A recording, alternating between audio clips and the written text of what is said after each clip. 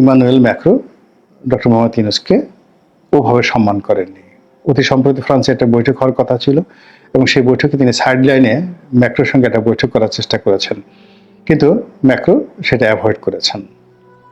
It means ফ্রান্সের সাথে ম্যাক্রোর সাথে শেখ হাসিনার যে সম্পর্ক, ওই সম্পর্কটা এখন ডক্টর মোহাম্মদ ইউনূসের জন্য গলার কাটা হয়ে গেছে, আর শেখ হাসিনার জন্য it's a plus point. Doctor Mohammad Yunus তিনি লন্ডনে যাবেন, সেখানে ব্রিটেনের যে রাজা তিনি তাকে একটি পুরস্কার দেবেন, এবং যেহেতু ব্রিটেনের রাজা রাজকীয়ভাবে এই পুরস্কার দিচ্ছেন, এবং আপনি জানেন যে এই ধরনের পুরস্কারের ক্ষেত্রে ব্রিটেনের রাজার যে কোনো পুরস্কারের ক্ষেত্রে ব্রিটেনের যেমন একটা স্বার্থ থাকে, তেমনি আমেরিকার একটা গ্রিন সিগন্যাল থাকে।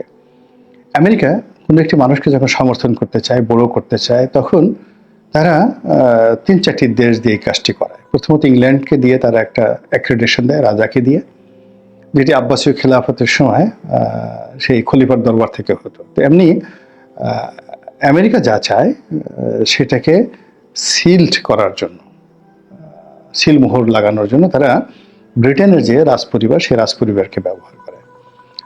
দ্বিতীয়ত তারা কানাডাকে ব্যবহার করে, আমেরিকা কানাডিয়ান গভর্নমেন্ট এবং পার্লামেন্টকে ব্যবহার করে। এরপরে তারা অস্ট্রেলিয়াকেও ব্যবহার করে। এটা হলো আমেরিকার একটা পলিসি। তো সেক্ষেত্রে তিনি এই সময়টাতে কি করেছেন আমি জানি না, কতটা সফল হয়েছেন তা তো আমরা হাড়ে হাড়ে দেখতে পাচ্ছি, কিন্তু ব্রিটেনের রাজা তাকে পুরস্কার দিবেন।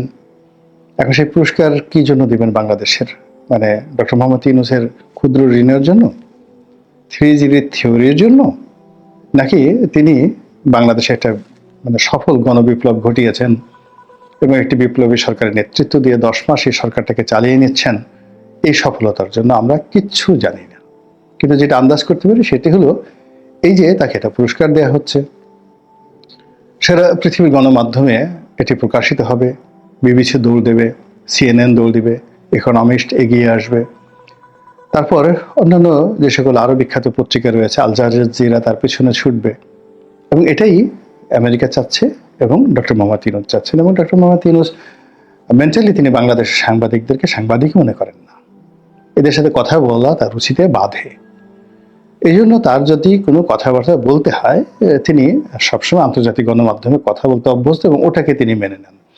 এমনকি শেখ হাসিনা তার বিরুদ্ধে বাংলাদেশে এত কিছু বলেছেন, তিনি কখনো কোনো সাংবাদিকের কাছে বলেননি যে আমাকে নিয়ে 2 কলম লিখো, বা তার যে মিডিয়া সেল, সেই মিডিয়া সেল বাংলাদেশের কোনো সংবাদপত্রের সঙ্গে ওইভাবে যোগাযোগ করার চেয়ে তারা বরং আন্তর্জাতিক গণমাধ্যমের সঙ্গে যোগাযোগ রক্ষা করেছেন।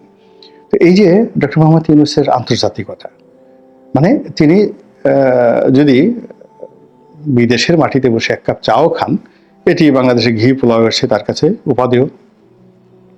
তিনি যদি হোয়াইট হাউসের একজন অধস্তন কর্মকর্তা, তার সঙ্গে তিনি বৈঠক করেন কোনো একটা ক্যাফেটেরিয়াতে বসে, ওটা তার কাছে এতটা গুরুত্বপূর্ণ যে বাংলাদেশের যে কোনো রাজনৈতিক দলের হর্তাকর্তার সঙ্গে তার বৈঠক এসেছে, ওটাকে তিনি গুরুত্বপূর্ণ মনে করেন। তো সেই যে আন্তর্জাতিক যে লবি তার রয়েছে, সেই লবির ক্ষেত্রে যদি আপনি বিচার করেন, বিশ্লেষণ করেন, তাহলে একমাত্র আওয়ামী লীগের সেই আন্তর্জাতিক লবিটা রয়েছে, যারা ডক্টর মোহাম্মদ ইউনূসের সঙ্গে ইনপার্সন যোগাযোগ রক্ষা করতে পারে। সেই প্রসঙ্গে পরে আসবো, তার আগে যেটা বলে নেই সেটা হলো তিনি যে লন্ডন যাবেন, লন্ডন যাওয়ার পরে তার সঙ্গে তারেক রহমান সাহেবের একটা বৈঠক হতে পারে, এটি নিয়ে সবাই ইমাজিন করছেন। এটার কোনো সত্যতা নেই, এটার কোনো বাস্তবতা নেই। বিএনপির পক্ষ থেকে কিছু বলা হয়নি, ডক্টর মোহাম্মদ ইউনূসের পক্ষ থেকে কিছু বলা হয়নি, কিন্তু আমরা আশা করছি, ফলে আমরা বানিয়ে বানিয়ে নানা রকম কাব্য তৈরি করছি, শিল্প সাহিত্য তৈরি করছি যে ডক্টর মোহাম্মদ ইউনূসের সাথে তারেক রহমান সাহেবের একটা বৈঠক হবে, তারপরে বিশাল কিছু একটা হবে। এটা জাস্ট আমাদের একটা কল্পনা, কিন্তু এটা আদৌ হবে কি হবে না এটা আমরা কিচ্ছু জানি না, এবং হওয়ার সম্ভাবনা চাইতে না হওয়ার সম্ভাবনাটা খুব বেশি। এই গেল ডক্টর মোহাম্মদ ইউনূস ভার্সেস তারেক রহমান। কিন্তু যেটি আমরা কল্পনা করিনি, আমাদের মস্তিষ্কে যেটা আসেনি, সেটি হলো শেখ হাসিনার বোনের মেয়ে, ব্রিটিশ সংসদ সদস্য, প্রায় 4 বার যিনি এমপি হয়েছেন, এবং ব্রিটিশ সরকারের একজন গুরুত্বপূর্ণ মন্ত্রী ছিলেন, খুবই গুরুত্বপূর্ণ মন্ত্রী ছিলেন, এবং বর্তমান যিনি প্রধানমন্ত্রী রয়েছেন তার খুব ঘনিষ্ঠ বন্ধু, সেই টিউলিপ সিদ্দিকী নাটকীয়ভাবে, ড্রামাটিক্যালি একটা চিঠি লিখেছেন ডক্টর মোহাম্মদ ইউনূসকে। চিঠির ভাষা খুবই চাতুর্যপূর্ণ, খুবই প্রফেশনাল, এবং এই চিঠিটি ডক্টর মোহাম্মদ ইউনূসের জন্য একটা লায়াবিলিটিস হয়ে পড়েছে, ইতিবাচক এবং নেতিবাচক অর্থে। নেতিবাচক হলো যে চিঠিতে টিউলিপ সিদ্দিকী তাকে একবারও অন্তর্বর্তীকালীন সরকারের চিফ অ্যাডভাইজার বা রাষ্ট্রপ্রধান বা সরকার প্রধান কোনো কিছু সম্বোধন করেননি। তার কাছে যে সকল অভিযোগ করেছেন, যে সকল কথাবার্তা বলেছেন, তাতে ডক্টর মোহাম্মদ ইউনূসের যে কর্মকাণ্ড, তার সরকারের কর্মকাণ্ডকে তিনি চ্যালেঞ্জ করে দিয়েছেন। তো এই চিঠির ভাষা তার জন্য অবমাননাকর। এই গেল এক। দ্বিতীয়ত, তিনি এই চিঠিটি লিখেছেন on behalf of British parliament, অর্থাৎ তিনি ব্যক্তি টিউলিপ সিদ্দিকী নন। তিনি সেখানে উল্লেখ করেছেন তার রাজনৈতিক পরিচয়, তিনি বর্তমানে সংসদ সদস্য এবং he is representing the British government and British parliament.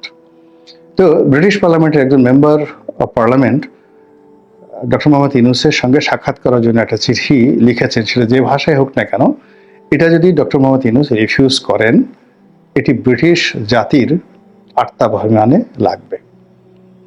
British এবং আমেরিকান তাদের সঙ্গে যারা কাজ করেছেন, মূল ব্যাপার হলো তাদের দেশের যদি আপনি একটা রাস্তার ছোট প্রাণীকে অপমান করেন, সেই অপমানের প্রতিশোধ নেওয়ার জন্য তারা যে কোনো মাটিকে ধুলায় মিশিয়ে দিতে পারে, এবং এটাই তাদের আভিজাত্য।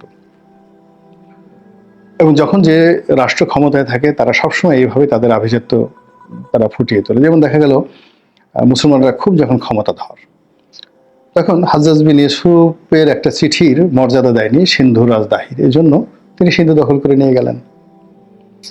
আবার দেখা গেল যে গজনীর সুলতান মাহমুদ, তো তিনি ভারত আক্রমণ করেন একের পর এক। তো এর পেছনে দেখা গেল যে তার কথা কেউ মানেনি। তো এরকম অসংখ্য ঘটনা রয়ে গেছে। তো সেইভাবে ব্রিটিশ আমেরিকানরা এখন মনে করে they are the lord of the rings, তারা সারা পৃথিবী শাসন করছেন। তো কাজেই তাদের যে কোনো একটা নাগরিক, এমপি তো দূরের কথা, মন্ত্রী তো দূরের কথা, যে কোনো একটা নাগরিক তাকে কোনো একটা রাষ্ট্র যদি অপমান করে, কষ্ট দেয়, তাহলে সেই রাষ্ট্রের বিরুদ্ধে তারা রীতিমতো যুদ্ধ ঘোষণা করে।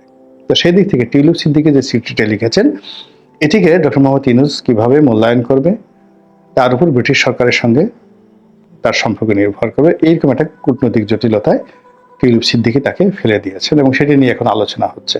তো কই বিএনপির সঙ্গে আলোচনা হবে সেটা বাদ দিয়ে এখন টিউলিপ সিদ্দিকীর সঙ্গে আলোচনা হবে, কি হবে না ইত্যাদি নিয়ে কথাবার্তা হচ্ছে। অর্থাৎ ঘুরে ফিরে আমরা আওয়ামী লীগকে, টিউলিপ সিদ্দিকী, ডক্টর মোহাম্মদ ইউনূসকে আবার একই সমীকরণে আনতে বাধ্য হচ্ছি। ধরে মাপ চায়, কান ধরে উঠা বসা করে তার নামে, মানে ডক্টর মোহাম্মদ ইউনূসের সামনে। তো এইরকম কথাবার্তা বলা হচ্ছে, কিন্তু যেভাবেই আপনি বলেন না কেন, আলোচনাটা তারেক রহমান ভার্সেস ডক্টর মোহাম্মদ ইউনূস এখান থেকে সরে গিয়ে tulip Siddiqui versus doctor Mohammad Yunus হয়ে গেছে। This is one. Second thing হলো, বাস্তবভাবে আপনাকে জানতে হবে, বর্তমান ফ্রান্সের যে প্রেসিডেন্ট ইমানুয়েল ম্যাক্রো, তার সঙ্গে শেখ হাসিনার ব্যক্তিগত বন্ধুত্ব সম্পর্ক আপনারা সবাই জানেন, এবং তার সঙ্গে ব্যবসায়িক সম্পর্ক, পারিবারিক সম্পর্ক সব মিলিয়ে ইমানুয়েল ম্যাক্রো সঙ্গে ডক্টর মোহাম্মদ ইউনূসের সম্পর্ক আছে। কিন্তু যখন শেখ হাসিনার প্রশ্ন আসছে, তখন সিমিলারলি ব্রিটিশ রাজনীতিতে আওয়ামী লীগের যারা নেতাকর্মী রয়েছেন, সেখানে তাদের যথেষ্ট গুরুত্বপূর্ণ ভূমিকা আছে। এবং শেখ হাসিনা যখন ক্ষমতায় ছিলেন, লেবার পার্টিকে ক্ষমতায় আনার জন্য ব্রিটেনে যে সকল আওয়ামী লীগের নেতৃবৃন্দ রয়েছেন, they had a huge investment. অনেকে অভিযোগ করেন যে বাংলাদেশ থেকে হাজার হাজার কোটি টাকা গেছে ইংল্যান্ডে টিউলিপ সিদ্দিকী এমপিকে বানানোর জন্য এবং লেবার পার্টিকে ক্ষমতা আনার জন্য।